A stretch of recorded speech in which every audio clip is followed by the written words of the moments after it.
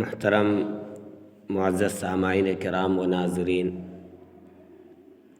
آج ایک واقعہ یاد آ گیا۔ ابھی کچھ دن پہلے کتابوں کے اندر پڑھ رہا تھا، سوچا آپ حضرات کے ساتھ شیئر کروں۔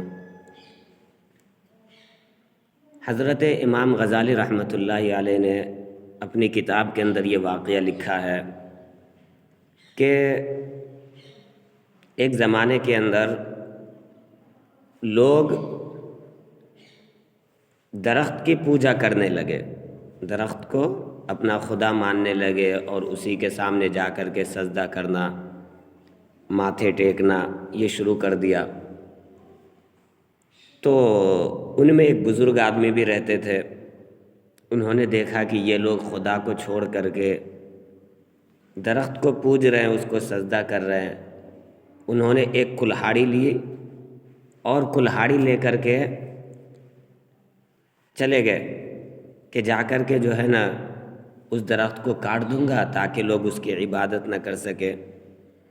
راستے میں شیطان ملا آدمی کی شکل میں، اس نے یہ بزرگ صاحب سے کہا کہ آپ کو کیا ملے گا وہ درخت کو کاٹ کر کے؟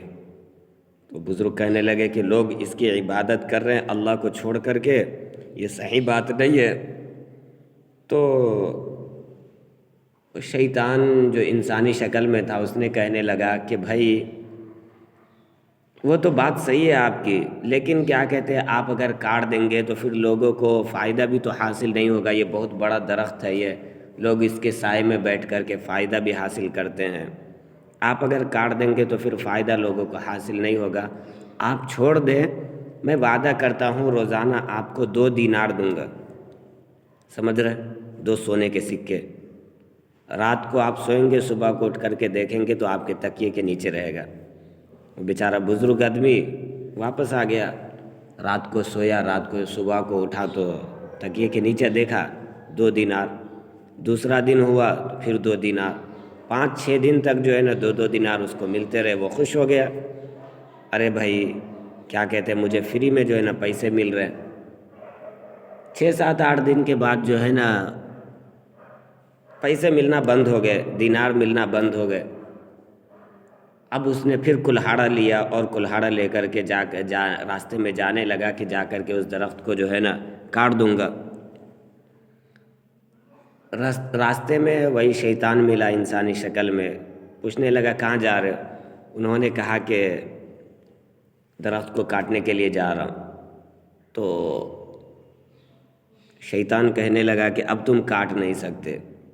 وہ بزرگ کہنے لگا کیوں؟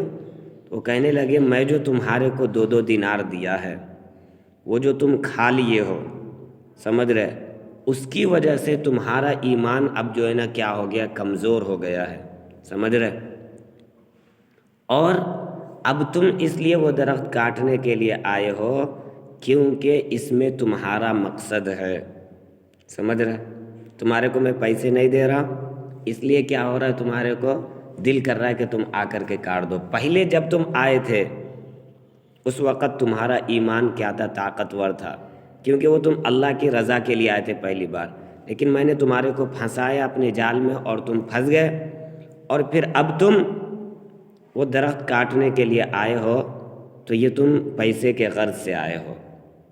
یہ واقعے کو لکھ کر کے امام غزالی رحمۃ اللہ علیہ فرماتے ہیں کہ کتنے لوگ ہیں، سمجھ رہے، جو غیروں کا، سمجھ رہے، یا اپنوں کا ہی پیسہ کھا لیتے ہیں، لیکن ان کو یہ نہیں معلوم رہتا کہ یہ پیسہ کیسا ہے، کیا ہے، کیا نہیں، تو پھر انسان کا جو ایمان ہے، سمجھ رہے، اور ایمانی حمیت جو رہتی ہے اس کے اندر، سمجھ رہے، وہ کمزور پڑ جاتا ہے، جو پھر انسان کو نیکی کی طرف راغب نہیں کرتا، سمجھ رہے، نیکی کی طرف جو ہے نا وہ آنا چاہتا ہے، لیکن پھر جو ہے نا اس کو اس کی سستی اور اس کی کاہلی جو ہے نا اس نیکی کی طرف سے پھیر دیتی ہے۔